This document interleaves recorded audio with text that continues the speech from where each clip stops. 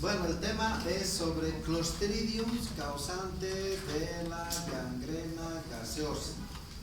Clostridium causante de la gangrena gaseosa. Es una infección que causa un gran problema de índole traumático, en algunos casos con pérdida de miembros o bien también la muerte del paciente. Entonces, para simplemente ubicarnos ahí, si ven el cursor,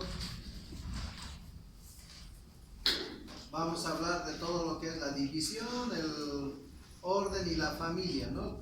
Clostridium. Para que más o menos ubiquemos taxonómicamente dónde está ubicado este microorganismo. Entonces, hay algunas imágenes que los he sacado del internet, así que si usted no entiende bien el tema y entra y va a encontrar lo mismo que le estoy dando. Todo lo que están observando es gran parte de la patología que vamos a ver, ciertas características bacteriológicas que lo vamos a observar. Miren, aquí dice intoxicación alimentaria, enteritis necrotizante, gangrena gaseosa, que es la que más se presenta en nuestro medio, ¿no? Y ahí tenemos tratamiento que vamos a observar. Producen una serie de toxinas. Entonces, es más o menos el panorama de esta patología, Clostridium de la gangrena gaseosa. El principal actor se llama Clostridium perfringens. ¿Está bien? Vamos a ir avanzando porque es un panorama grande. Entonces, ¿de dónde viene la palabra gangrena? Ahí pueden ir leyendo, ¿no es cierto? Del latín, como también algunas terminaciones que significan en relación a la piel y a las células humanas. Si alguna vez usted vio infecciones con coloración negruzca, como la imagen, costras negruzcas, y que en algún momento tuvieron ampollas después de una lesión traumática, seguro que este microorganismo estaba metido ahí. ¿Está bien? Si no se hace una rápida acción de tratamiento, pues puede ocurrir lo que vamos a ver enseguida.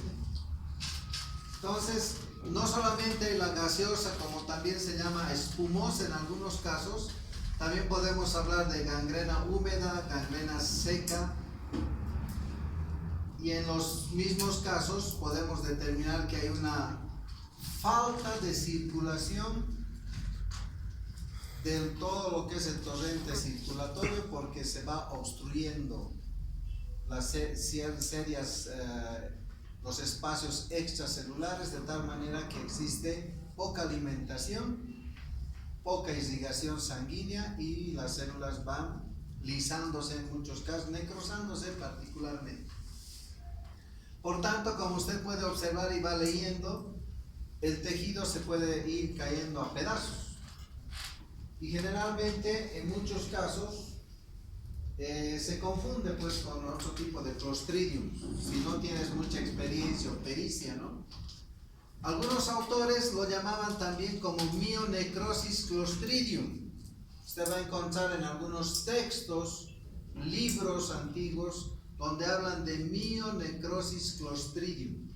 Y entonces, si van leyendo la definición, nuevamente hablamos de la muerte tisular causante del Clostridium perfringens, que en libros de anatomía lo va a ver como una infección necrotizante subcutánea.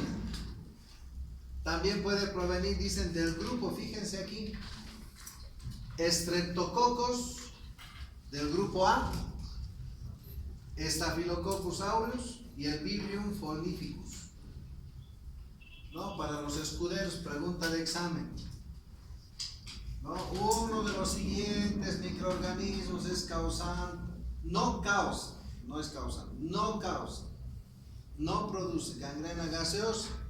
Se colocará a este microorganismo, a este microorganismo, a este, y nos ponemos otro que no estemos relatando hoy. ¿Cuál será la respuesta? Que no estemos relatando, ¿no es cierto? Porque estos sí pueden causar. El representante de ellos es el Clostridium perfringens, y en muchos casos se asocia también ¿no? Como dice aquí, provenir del grupo Streptococcus del grupo A, Staphylococcus aureus, el Vibrio folicus. ¿Por qué se los menciona estos microorganismos? Porque a veces ellos son los que prevalecen y uno piensa que está siendo producida esa infección por este microorganismo. Un segundo elemento de la presencia de este microorganismo son las intoxicaciones alimentarias. ¿Está bien? Y ahí también campea el Staphylococcus aureus. Bueno, hay nombres alternativos que usted puede ir observando en los, con relación a esta patología relacionado con infección tisular. Quien va a ser anatomopatólogo, para diferenciar quién de ustedes va a ser dermatólogo, tiene que tomar en cuenta bastante aquello, porque sí hay bastante microorganismo que causa estas patologías. En jardineros, en personas que hacen pedicure. ¿Alguien está esperando a alguien? ¿No? ¿Alguien ha pedido auxilio? ¿Nada? Digo, se quieren meter, ¿no? Por ejemplo, el estafilococo dorado, o aureus también, miren lo que provoca. Y en muchos casos, cuando no hay experiencia clínica, algunas lesiones de estas pueden tener la coloración negruzca. Y entonces uno puede confundir con Clostridium perfringens. De hecho, el diagnóstico diferencial, pregunta de examen también. ¿Con quién hacemos diagnósticos diferenciales o etiológicamente hablando de la gangrena gaseosa? Con estos microorganismos. Y entonces, en esos podemos ver procesos supurativos, procesos tóxicos. Miren un pequeño ursuelo común que está dado por el estafilococo, puede en algunos casos estar producido por el Clostridium. Y entonces tenemos esta variante, ¿no? Que lo pueden ir leyendo, que no le doy mucha importancia, pues vamos a repetir esta parte. Entonces les había dicho de la gangrena gaseosa la etiología, Clostridium perfringens. También, como dice, causado por el Streptococcus grupo A, Staphylococcus. Se encuentra en casi todos los lugares del medio ambiente. ¿Ya? Se multiplica dentro del cuerpo, producen gases, sustancias dañinas, todo lo que está leyendo. En otras palabras, en este instante, en este momento, en esta hora, sí debe existir. En el asiento que usted está sentado, sí puede existir. ¿Está bien? Puede ser que hace un instante han pasado prácticas, alguien se metió el dedo a la nariz. ¿Y qué está sacando? ¿Ah? No. Estafilococcus aureus, no Streptococcus. No cambien esas cosas. Y de hecho, mira, con todo respeto, no por hacerte bullying, pero hay muchos de los que responden exámenes, nos ponen así como se confunden. Entonces siempre, por eso lean Estafilococcus aureus. No queremos escuchar Staphylococcus trichura, con parásito, nada. En vez de Echerichia coli, ¿no? Poner Echerichia, ¿no? Entamueva. O sea, hay cruce, se entiende, pero lo que no se va a entender es cuando haces un tratamiento diferenciado, ¿no? Entonces, ese detalle, agua contaminada, está en todo lado. O sea, es un microorganismo que de vida libre, sin embargo, tiene una gran apetencia por la anaerobiosis. Eso significa que necesita más CO2. Donde exista CO2 es donde más prolifera.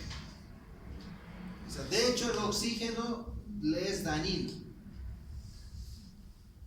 ¿No? Contradictorio, está en todo lado. Sí, está en todo lado, pero en tanto no esté en oxígeno. Ajá, entonces, ¿dónde estará aquí en el piso? Debajo de estos lugares, en desechos donde es decir, ya existe grasa que producen tapones ahí abajo. Cuando destapas la petaca de la abuela, ahí abajo. Carne guardada, ahí abajo, porque hay anaerobiosis. Tejido muerto por cualquier lesión traumática, juegas fútbol, tejido muerto, ahí abajo. ¿Me entiendes? Entonces ya se puede producir una lesión que va a causar gangrena gaseosa. Por tanto, el Clostridium perfringens, ahí tienen ustedes, miren, Es un vacío gran positivo, pero dice, fíjese, rectangular. Esa es una de las características morfológicas. Tiene gran tamaño, rara vez forma esporas, vamos a ver enseguida imágenes. Pocos clostridios inmóviles. ¿Está bien? Es uno de los pocos clostridios inmóviles. Crece rápidamente en tejidos. Alguien me decía un tejido como la tela. No, se refiere a tejido humano, tejido de ser vivo. Van a disculpar que haga esta relación, pero es que últimamente, no sé si es porque ya vienen del colegio con Abelino Signani, o bien mucho Facebook, pero tejido confunden con tejido de tela, y no es así. Si bien tiene origen también de otros animales, pero nos referimos a tejido, piel, músculo, hueso. Como médicos tenemos que diferenciar esa parte.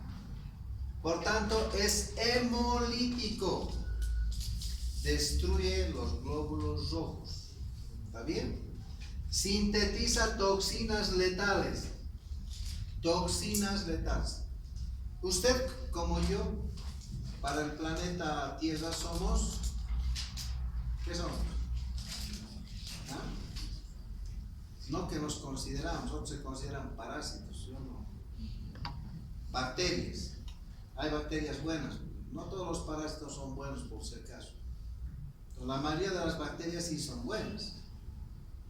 Entonces la bacteria, como nosotros en el planeta Tierra, ¿qué eliminamos? Si fuéramos bacterias, CO2 y ayuda a las plantas. Eliminamos urea, no necesitamos una planta industrializadora, pero ayudamos con fertilizar los campos, ¿sí o no? ¿Está bien? Con el intestino, metano, ¿no es cierto? Y si se puede, plástico nos botamos. Y gran cantidad de bacterias que son también nutrientes, desechos. ¿Está bien? Las bacterias hacen lo mismo en nuestro cuerpo. Se orinan, se defecan, botan, ¿no?, secreciones que nosotros lo llamamos toxinas. Porque nosotros tampoco eliminamos buenas cosas, hay cosas malas que eliminamos, ¿no? Imagínate, te tomas un Fernet y de paso chicha y ya sabes lo que vas a botar, ¿no? Tóxicos. Entonces hay toxinas alfa, beta, epsilon, como están viendo ahí, se utilizan para subdividirlas, ya eso es cuestión de, para quien va a ser infectólogo. Y ahí tienen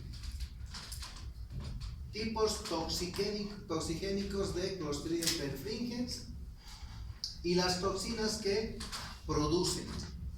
Miren, está muy estudiado esta parte porque es una bacteria muy grande, muy fácil de observar, pero es anaerobiótico. En algún momento se encontró también que son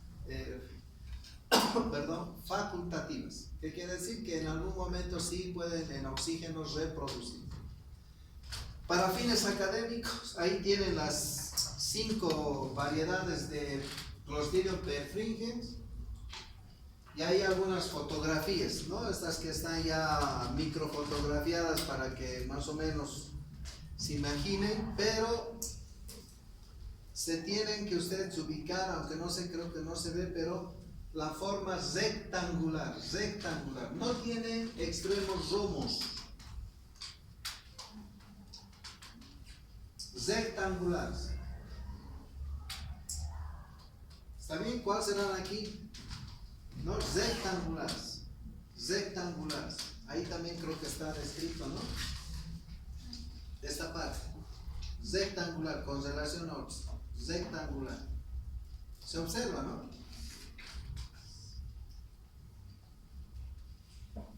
Ya, bueno, esto es ya de cultivo. Se nota ahí, todas son casi rectangulares.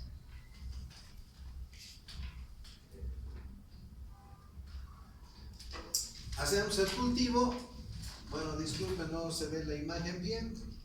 Colonias grandes, elevadas, en bordes enteros. Puede ser agar soya triticasa, puede producirse en diferentes, agar sangre también, puede también producirse en MD, pero con anaerobiosis, es decir, no tiene que haber oxígeno, cuyos bordes se extienden de forma pequeña, redes finas, como dice ahí, filamentosos, zona de hemólise en agar sangre. Pues, ¿qué quiere decir? Como hay sangre, pues ahí vemos en que hemólise, como cuando vieron los discos de antibiograma, ¿no? Alrededor del disco hay una hemólisis, entonces igualito pero el color rojo. Algunos autores y en algunos libros antiguos van a encontrar como el Clostridium de Welch. Entonces, y aquí existe una memoria ayuda. Clostridium también conocido como histotóxica porque intoxica los tejidos. Por tanto, implica 3 patologías diferentes y ahí tienen ustedes las 3 diferentes. Desde lo que es una enteritis necrotizante, ¿qué quiere decir enteritis? Intestino necrosado. O sea, tú te sirves bueno, lo que me ha pasado recién, ¿no? Voy a Santa Cruz, me sirvo un plato y de pronto veo que sacan carne del refrigerador y bueno, lo meten, ¿no? Y uno se sirve minutos después y terminas con intoxicación alimentaria. ¿Qué pasó? Estaba conservado el Clostridium. Ustedes dirán, ¿por qué sé eso? Porque se hizo todo el cultivo. La intoxicación por estafilococo no es lo mismo. Enseguida van a ver el tratamiento, el relato de mi padecimiento, es parecido. Entonces, enteritis necrosante, intoxicación alimentaria. Si no elimina este microorganismo, pues se queda en el intestino y como hay necrosis, fácilmente desarrolla. Y por supuesto la gangrena gaseosa. El más importante es la gangrena gaseosa, motivo del tema. Ya vamos a ver por qué. Forma zona de doble hemólisis, fíjese, en cultivo, crecimiento en leche, da como resultado fermentación tormentosa. Imagínate si eso ingresa a la leche y no tienes buen conservador. Por eso en algunos casos hasta el consumo del yogur no es adecuado. A algunos les hace de maravilla, a otros no, y ahí está uno de los motivos, ¿no es cierto? Se detectan, por tanto, miren, es bastante aerotolerante. Ajá, lo que podemos decir que esta bacteria sí necesita en algunos casos oxígeno.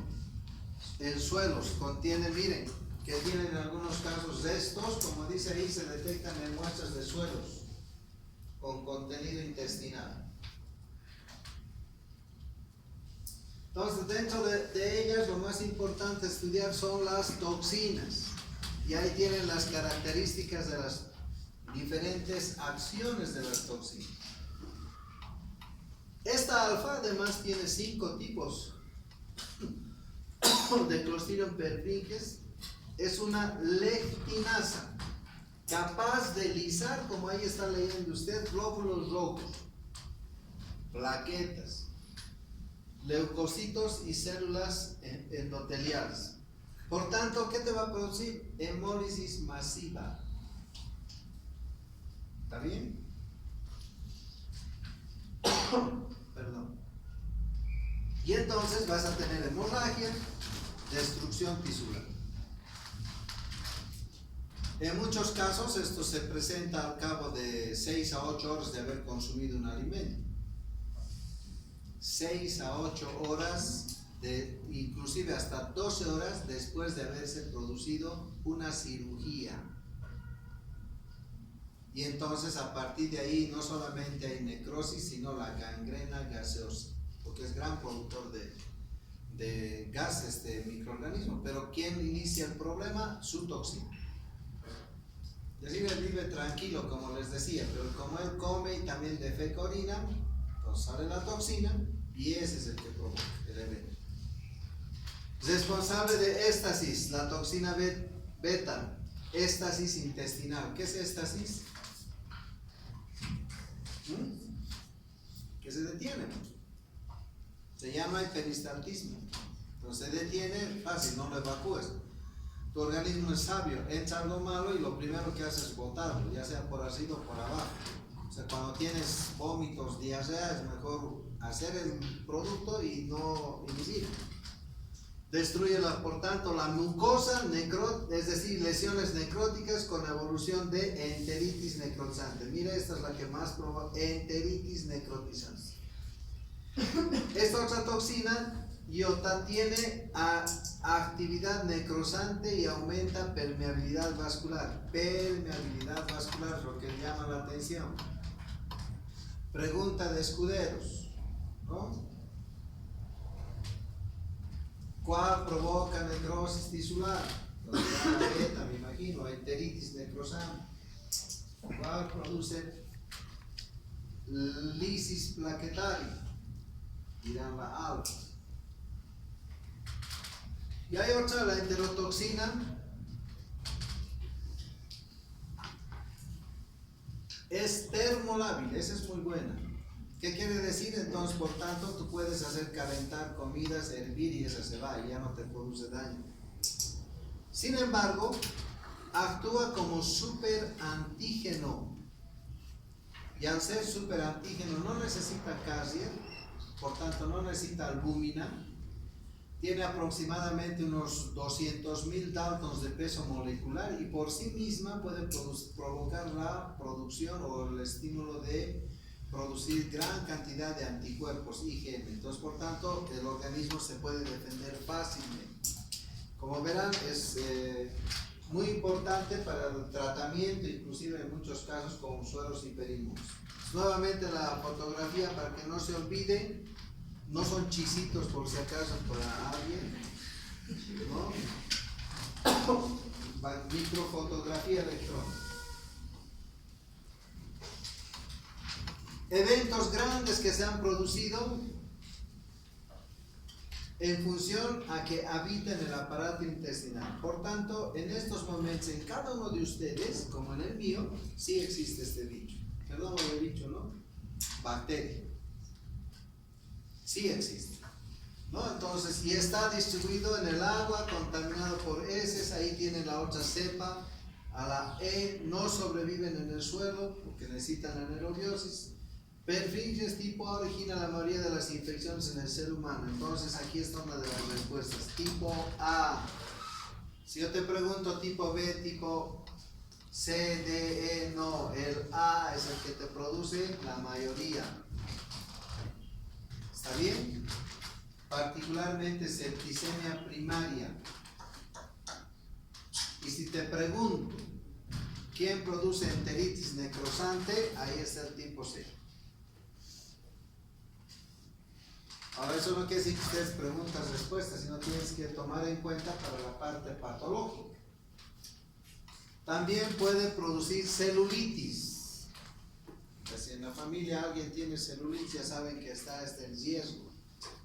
Edema localizado, eritema, formación de gas de partes blandas, de pronto hay ampollas, eso, flictemas también lo llaman, vamos a ver. Es indoloro. Ese es un detalle clínico. Esas ampollas no duelen. ¿Alguna vez alguien tuvo una ampolla? Duele, ¿no es cierto? ¿Por qué? Porque hay tejido, pero cuando es tejido muerto, ya no duele. Y entonces es sugestivo de Clostridium. Miositis supurativa. Mio, músculo. ¿Está bien?